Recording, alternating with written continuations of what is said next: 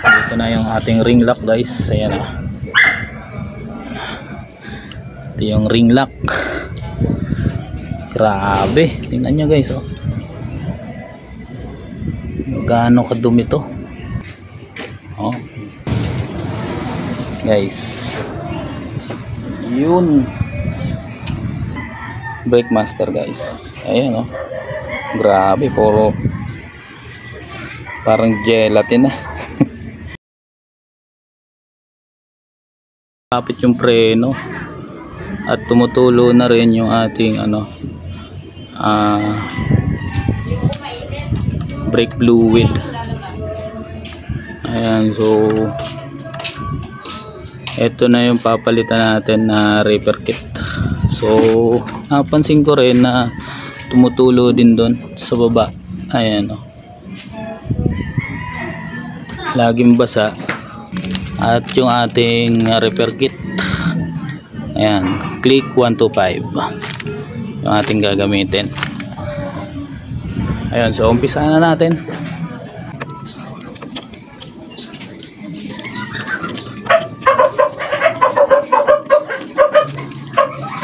Ayan, so tanggal na yung ating brake lever.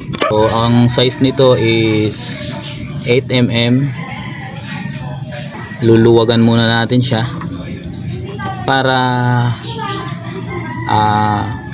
mawala yung brake fluid dun sa ating brake master. So ingatan nyo na huwag kayo matalsikan ito sa mata.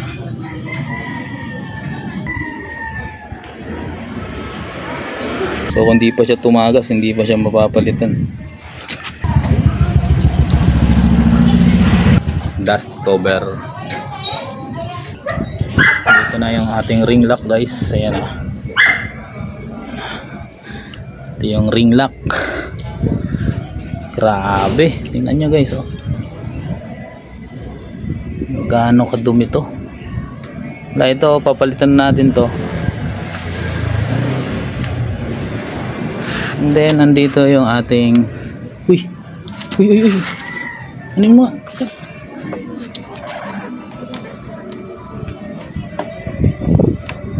So yung ating wag niyong patutuluan tong ating cover kasi nakakasunog ng pintura yung ating brake fluid.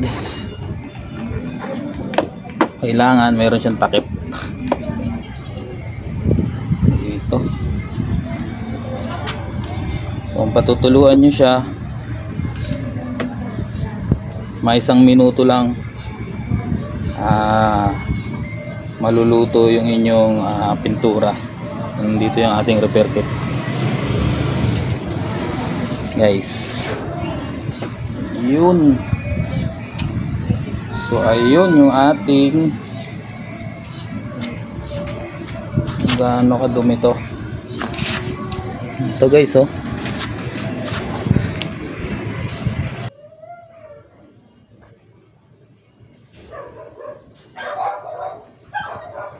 Ayan. At nandito nga yung ating repair kit. Tanggalin na natin.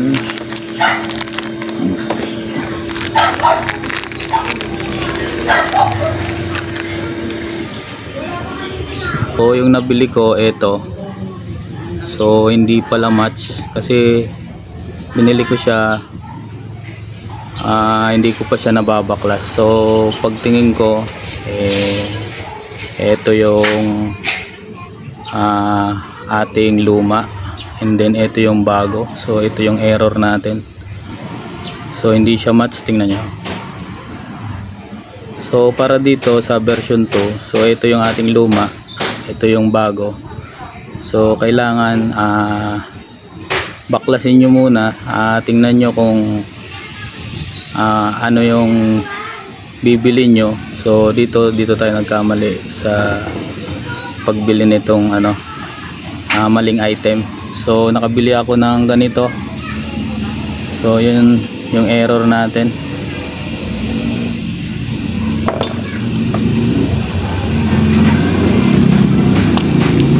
So eto na yung aking nabili na match para sa ating Honda Click version 2. Ito, so hindi pa siya nakalagay, hindi pa siya yung mga goma niya naka-separate pa, kailangan pang i-assemble. Ayan, so assemble na natin. Tsaka nga pala guys, kaya siya tumutulo kasi yung goma niya is napudpud na dito sa bandang gilid na to. Ayan, kung makikita nyo itong gilid na to, bali napudpud na siya. Ayan, may parang siwang na siya. Ayan, parang kanal. Ito, ayan, parang kanal na yan. So dyan na tumutulo, dyan lumalabas yung ating brake fluid. So luman-luma na rin kasi siya at kinakalawang na, kaya kailangan ng palitan. Ayun, so yun lang, i-assemble na natin yung bago.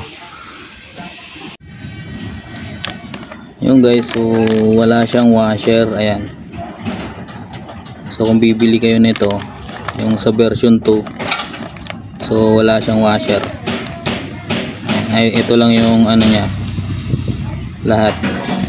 So may mabibili kayo nito may washer, baka fake yun guys, kasi ito pag baklas ko wala siyang washer. Ayan, so bali ring lock lang yung ating natanggal dun sa ating brake master. Ayan, so katulad nitong original, ayan, wala rin siyang washer. So assemble na natin.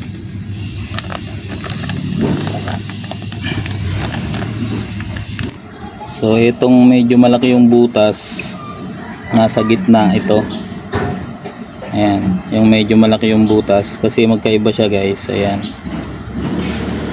yung isa malaki ang butas, yung isa maliit. So itong malaki yung butas nandito yan sa gitna.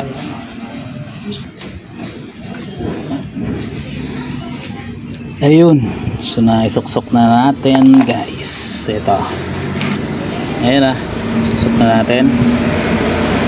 Eh, may hirap-hirap lang siyang isuksok, kailangan nyo ng dalawa nito.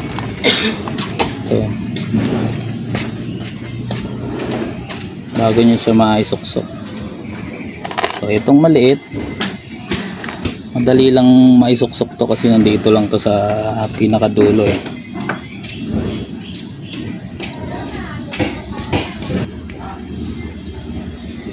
Ayun mga guys,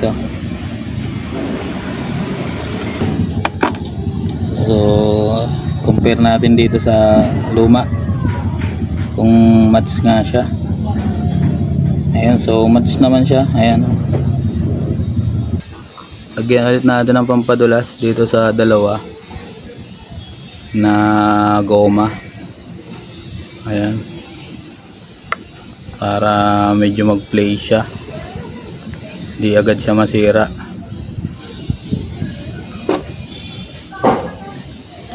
So yung loob nito guys, kuskusin nyo rin ng papel diliha na 1,000 para at least pa paano pag pinasok nyo is malinis na malinis siya, wala siyang para hindi masugatan yung ating goma. Ayan, so pwede na natin ilagay ito.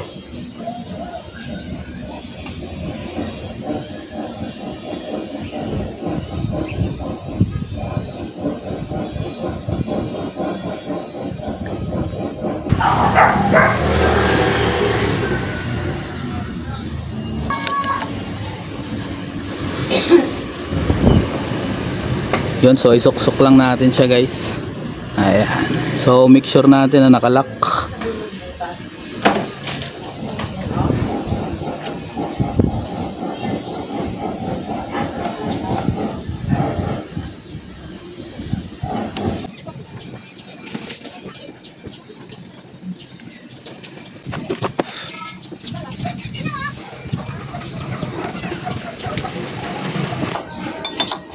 Ayan,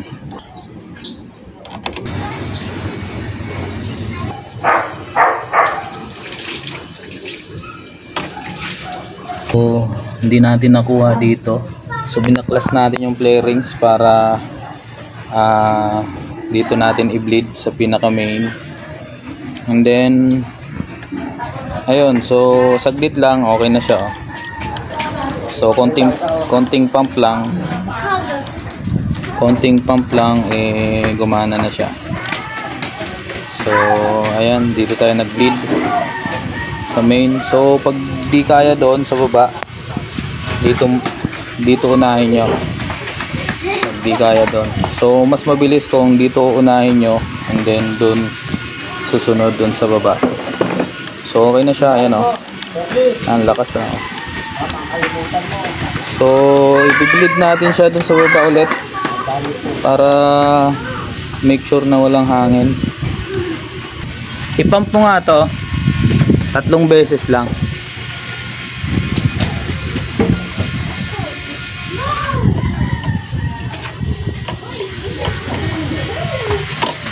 Sige, 1, 2, 3. Hold ah. Hold mo lang.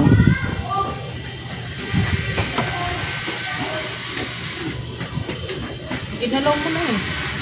Hanggang sa sagad, hanggang sumagad siya. Ha? Okay na? Bitaw. Hindi, pag sinabi kong bitaw, bitawan mo. Sige, 3. 1, 2, 3.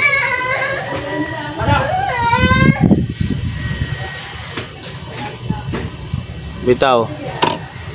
Okay na?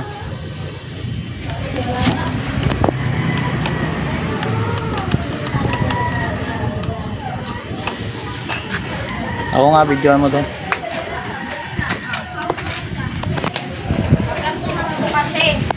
So, ito lang. 1, 2, 3. Tapos, split dito.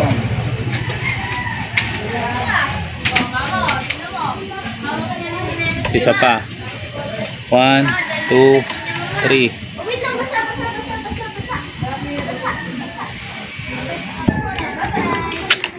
Ito, mabilis lang.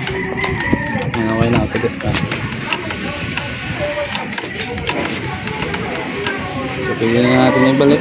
Yan na guys, all goods. Okay na to. Ayan o.